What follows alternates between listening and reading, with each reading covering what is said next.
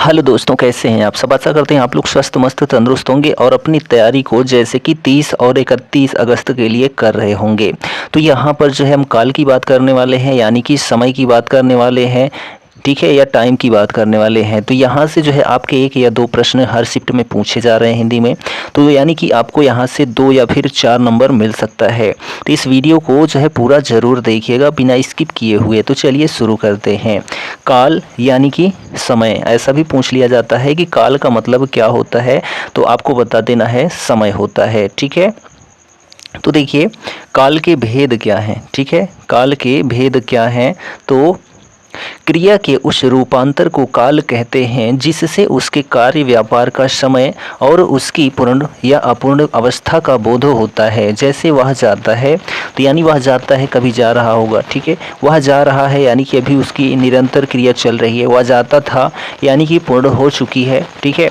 और वह जा चुका था, ठीक है, पूरी तरीके से कंप्लीट हो चुकी है। और वह जा रहा था और यह जो है अभी चल रही है भूतकाल में। तो यहाँ पर जो है जो काल होते हैं कितने प्रकार के होते हैं, तो 3 प्रकार के होते हैं, भूतकाल, वर्तमान काल और भविष्यत काल। तो ये जो 3 प्रकार हैं इनके भी कई सारे भेद हैं, चाहे वो आप अंग्रेजी में ले लीजिए चाहे आप हिंदी में ले लीजिए। तो देखिए भूतकाल क्या होता है, तो क्रिया के जिस रूप से कार्य की समाप्ति का भाव होता है उसे ही भूतकाल कहते हैं। जैसे वह मैच जीत गया, वह अच्छा गाना गाया, वह जा चुका था, मैं कानपुर गया, राम ने रावण को मारा था। ये सभी किसके उदाहरण हैं, तो भूतकाल के उदाहरण हैं। इनके प्रकार भी हैं, तो अभी हम बात करते हैं वर्तमान काल। तो जो वर्तमान काल है, वर्तमान काल क्रिया का वह रूप है जिससे वर्तमान या चालू समय में क्रिया का होना पाया जाता है। जैसे मनोहर कानपुर जाता है, गीता गाना गाती है। तो यहाँ पर ये क्या है, वर्तमान में सारी क्रियाएं हो रही हैं। अगला पॉइंट है यहाँ पर भविष्यत काल का। तो भविष्यत काल क्या है, भविष्य में यानी कि फ्यूचर में जो होने वाली क्रियाएं होती हैं उन्हें जो है आने वाले समय में जो क्रिया का होना पाया जाए या करना पाया जाए उसी को जो है भविष्यत काल कहते हैं। जैसे वह कल वाराणसी जाएगा, तो यहाँ पर कल जाएगा ना, यानी भविष्य में ये काम होने वाला है, ठीक। अब देखिए यहाँ पर जो काल हैं उनमें भी वर्तमान काल के जो भेद हैं, तो वर्तमान काल के कुल कितने भेद हैं, तो 5 भेद हैं। यहाँ भी प्रश्न पूछा जाता है, ठीक है। तो वर्तमान काल के कितने भेद हैं, ठीक है, भूतकाल के कितने भेद हैं और जो है भविष्यत काल के कितने भेद हैं, यह भी पूछा जाता है। तो वर्तमान काल में कितने भेद हैं, तो 5 भेद हैं, ठीक है। भूतकाल में कितने हैं, तो 6 हैं। और जो है भविष्यत में 3 हैं, ये आप ज़रूर याद रखें, ठीक।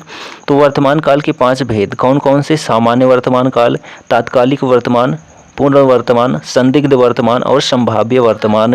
अब इनके हम डिटेल की बात करते हैं। तो देखिए सामान्य वर्तमान, तो इसमें क्या होता है, वह रूप जिसमें क्रिया का वर्तमान काल में होना पाया जाता है सामान्य वर्तमान काल कहलाता है। जैसे हवा चलती है, तो हवा चलती है, जाहिर सी बात है चलती है, कोई दिक्कत नहीं।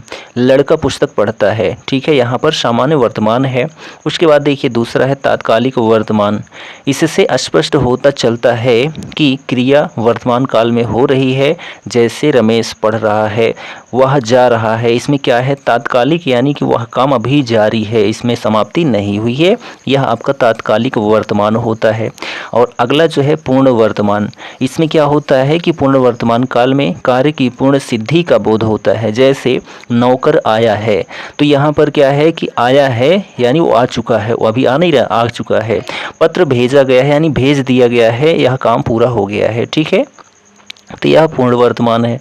संदिग्ध वर्तमान क्या होता है, जिससे क्रिया के होने में संदेह प्रकट होता हो, उसकी वर्तमानता में संदेह न होता हो, ठीक है, उसकी वर्तमानता में संदेह न होता हो। जैसे राम खाता होगा, तो राम खाता होगा, श्याम पढ़ता होगा, इसमें क्या है, संदिग्ध वर्तमान है, यानी कि हो भी सकता है नहीं भी हो सकता है, ठीक है। और यहाँ पर अगला है संभाव्य वर्तमान। इसमें क्या होता है, जिससे क्रिया के होने में जो संदेह प्रकट किंतु उसकी वर्तमानता में कोई संदेह ना होता हो। जैसे वह आया हो, वह लौटा हो, वह खाया हो, तो ठीक है। आगे यह भी हो सकता है, तो लग सकता है, तो यह संभाव्य वर्तमान काल कहलाता है, ठीक है। तो ये जो है वर्तमान काल के 5 भेद थे, ठीक है, उनकी परिभाषाएं थी, उनके उदाहरण थे। तो आशा करते हैं ये वर्तमान काल समझ में आ गया होगा। अब बात करते हैं यहाँ पर हम भूतकाल की। तो भूतकाल के कितने भेद हैं? तो 6 भेद हैं। वह कौन कौन से हैं? तो चलिए जानते हैं। भूतकाल के 6 भेद होते हैं: सामान्य भूत, आसन्न भूत, पूर्ण भूत, अपूर्ण भूत, संदिग्ध भूत और हेतु मद भूत होते हैं। अब यहाँ पर इन सब की हम चर्चा करते हैं। तो सामान्य भूत काल में साधारण रूप से क्रिया के हो चुकने का ज्ञान होता है, यानी जो क्रिया है वह समाप्त हो चुकी होती है।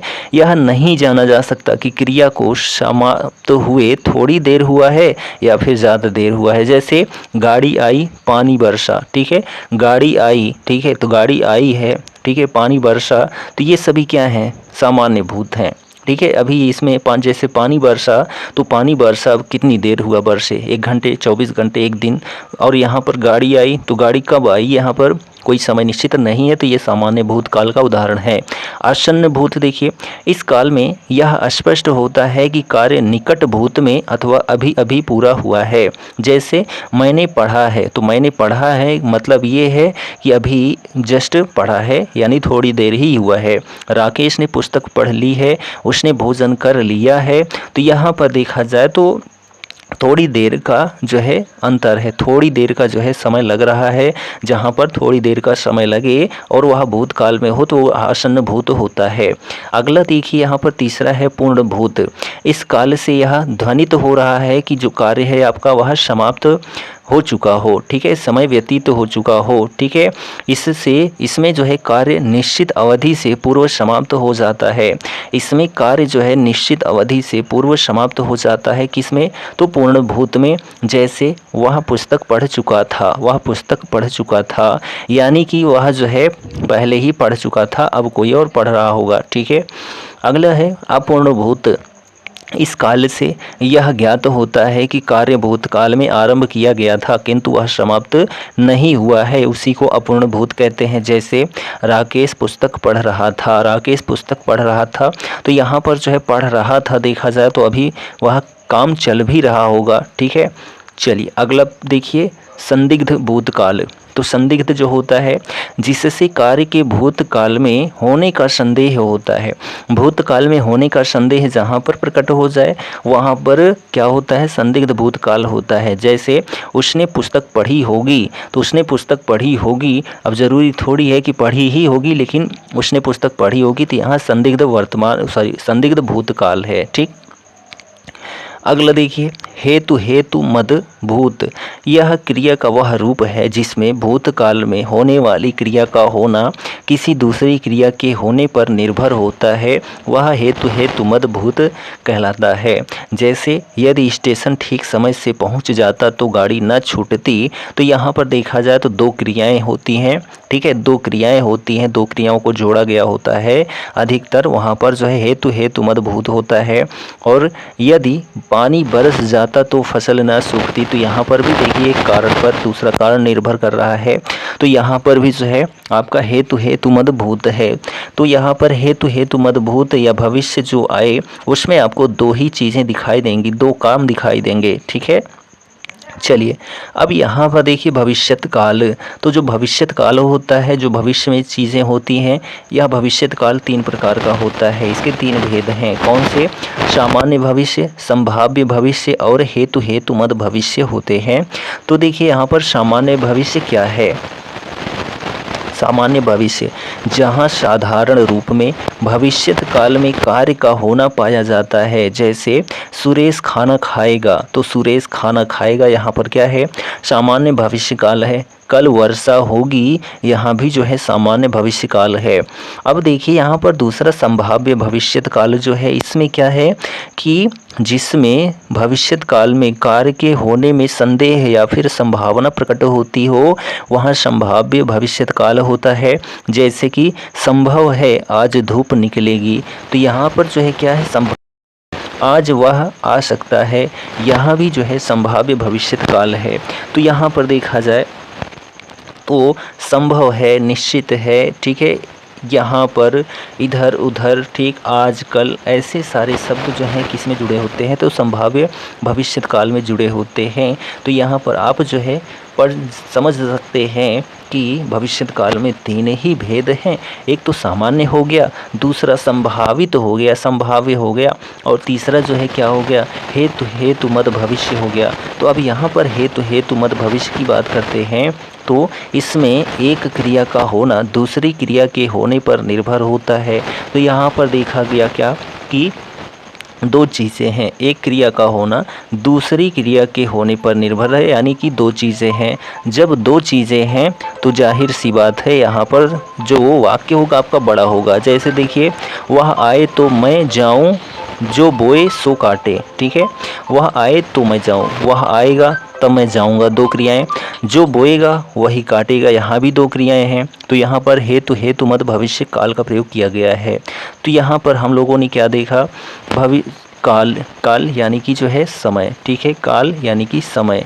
ठीक, तो यह जो काल और समय था, यहाँ पर 3 होते हैं और तीनों के भी जो है अलग अलग भेद हैं। जैसे कि वर्तमान की बात करें तो 5 प्रकार के होते हैं, भविष्य की बात करते हैं तो 3 होते हैं, भूत की बात करते हैं तो 6 होते हैं। ठीक है, जो प्रकार हैं इन सभी की हम डिटेल में चर्चा किए। आपको यह वीडियो कैसा लगा कमेंट करके ज़रूर बताएं, और चैनल पर नए हैं तो चैनल को सब्सक्राइब कर लें। हम मिलते हैं नेक्स्ट वीडियो में, तब तक के लिए Jai Hind, goodbye and take care.